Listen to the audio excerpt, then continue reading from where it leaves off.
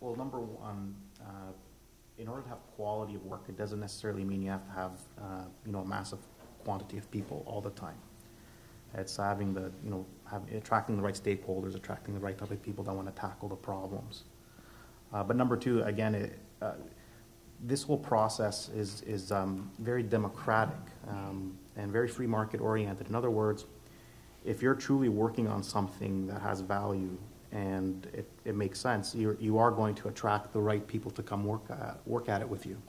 So that's going to be dictated by the nature of the problems that you're trying to tackle and the value they have in industry. In the DPG, because we're trying to take the NISTIR and make it more applicable by essentially developing like a series of reference designs, by technical domain, basically by the different types of subsystems you'll find in the smart grid, and actually looking at fundamentals like key management, security event detection and management, and all of these things that are in our charter. I think that just has natural value, and our attendance is very healthy and constantly growing because it's a natural problem that needs to be solved, and people want to take the NISTIR and begin to make it more concrete. That's not to say that the NISTIR is not good as it is. It was a framework for correct thinking. And of course, it was always understood that there would have to be subsequent follow-up, subsequent evangelization, if you will, to get it applied. And of course, the work that the DPG is going to do is just to aid in that, is to make it more applicable. It's going to be to even call out things that may not have solutions sometimes, as we're looking at the full suite of cryptography that NIST offers, and we're discovering issues there. And so it's going to be to identify some gaps and improve things. But it's not, security is a very dynamic space, and it worries me. Sometimes I see a lot of, proposals happening for regulations, and I just can't help but think that, unfounded regulation can actually degrade security, because a regulation is based on a point-in-time understanding, and the reality is that security moves just so rapidly. It's such an innovative space that in order to counter your attackers, you have to be equally innovative. And really, your regulation should be focused on, and your policy should be focused on a framework of innovation. It should be focused on how you continually evolve to meet threats, and then should just be focused on correct thinking. And of course, there are some, you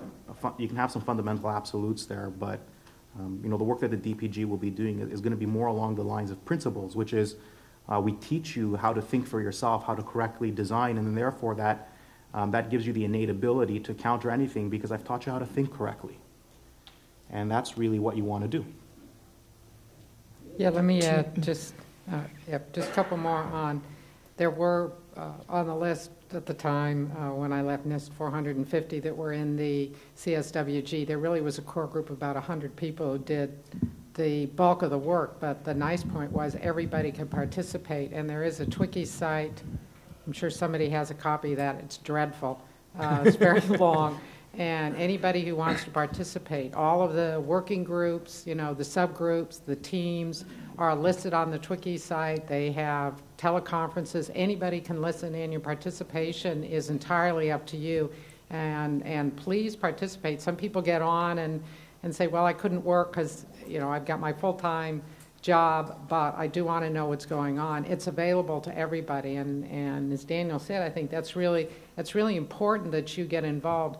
The other point I want to make is that there are a lot of different activities going on, and that's one of the things that at EPRI we're going to be looking at are all the various activities, because I get asked, well, how does this fit in with this group, and are you guys talking to each other? Well, yeah, we're a small community, so many of us are on multiple projects and multiple groups, but this is such a critical area. We definitely need to be able to coordinate what we're doing. There is plenty of work to do. We don't need to be duplicating each other's work.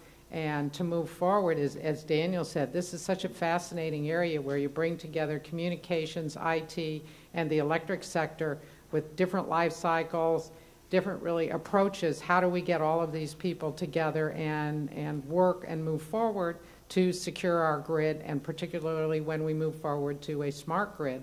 How do we ensure that all of these people work together to guarantee the reliability that we have now in our electric sector? And along with that, you know, the CSWG is reviewing standards. Well, we have mostly cybersecurity people in there. We need those domain experts to come in to explain the standards from an operational point of view. So we are pulling in that operational side, and now we're having a blending of that knowledge there in understanding the standards that are being reviewed, both from an interoperability and from a cybersecurity standpoint. From an architecture standpoint, up at the high SGIP level, building a conceptual architecture is needing all of the domains. Within the CSWG, we're building a conceptual security architecture. Again, we need that domain expert and are getting new members so that the cybersecurity people can understand that operational side in the specific domains that are out there, and we're doing a cross-knowledge. The high-level requirements group will be picking up again in the summer to address the gaps that the various groups have come up over the last year to expand now the NISTIR. So having those domain experts and having them join in our open groups and give us that blend of the operational, what's really happening out there, and the cybersecurity explaining our concepts to them, we're starting to get that blend, and the cybersecurity working group is expanding our knowledge from both sides. So we are getting that full, complete picture as we're moving forward. Excuse me, I can't resist. I want to give you a thought for the day, the week, or whatever. All you've been hearing, come help, contribute, collaborate, back to Eric's point about collaboration, that's critical. One of the things that I want to challenge each and every one of you when you come to collaborate, let's see if we can, as an entire community, reach some agreement on what it means to protect the grid. The world that I live in, everybody inside the Beltway in Washington, D.C. has a different perspective of what it means to put security into the grid. If we don't get to that point, y'all are going to be a bunch of really great deck builders. Building lots of decks, all right. I wanted to take about the last 8 minutes to open it for questions and answers from the audience. Somebody have any questions or comments for any of the panelists? Come on, you've got to have some questions. They were that good? Well, then I have a question to throw out to the audience. As this is a cybersecurity conference... Great, we've got Watson up here again. Now, remember, you have to answer in the form of a question. Oh, geez. No, they have to. You got to give the answer. Oh, dang, then I can't ask a question then.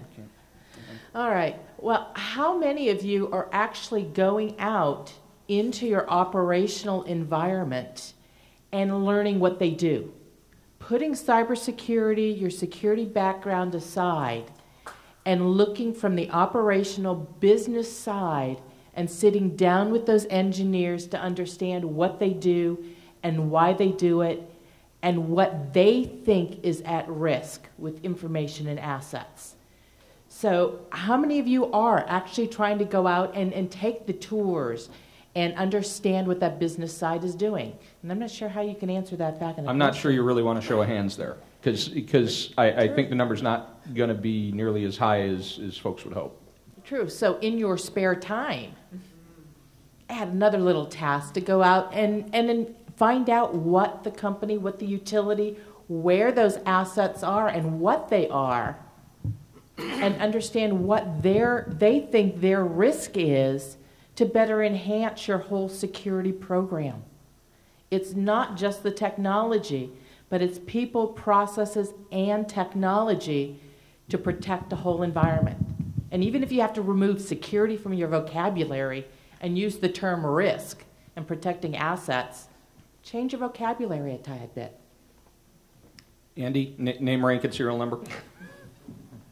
Thanks. I am Andy, and I know most of you, and most of you know me. So here's a... No, this is for them. This is not for us. For the home audience. Okay, so I'm Andy Bachman. I have several hats, but two of them are that first I work for IBM and focus on energy and security matters. And secondly, I've had a blog for several years now, and this is going to be where my question's going to come from. The blog's called Smart Grid Security Blog. Pretty straightforward name. If I was asked, I like Bill's comment that nobody in Washington really has a good grip on the definition or a common understanding of what we're trying to do. Here's another one. Starting when the blog started up until now, if people ask me, say, can you tell we're making any progress? How can you tell where we were in 2008? How can you tell where we were in 2005? It'd be good if we had that common definition here for this, by the way. So now it's 2011. Lots of activity has happened. We've all done tremendous amounts. As you said, Daniel is getting older. We need to hurry up. So what is it possible for us we should start with baby steps, but is it possible for us to measure, to put in some metrics so that when someone in Washington says, we spent all this money, we're considering spending more money, we're considering pulling money too, by the way, show us that we're getting something for this and not just lots and lots of activity that leaves us not necessarily, from what we can see on the outside, any better off than we were before all of this started. So the question is metrics and measurement. You can't manage what you can't measure. What are we doing to begin to put some measurement into the system? Thank you. A couple of comments. Recently, I was at a NISTIR outreach. We've been going around the country, the team, the core team out of the NISTIR folks, explaining the NISTIR to a variety of places. A couple of weeks ago now, I guess, we were at the University of Maryland. A question from the audience was exactly the question that Andy asked, although it was much more succinct. Question was, has anybody defined the transition plan? Who's in charge of the transition plan, and when will it be done? That's the kind of questions that are starting to float around in the Washington area. And Andy's exactly right. Lots of money's gone into all of this stuff. Question is, how can you folks help us, come to us, let us know what you need from us, the folks sitting here in my office. I'll throw that out too. How can we help you do a better job?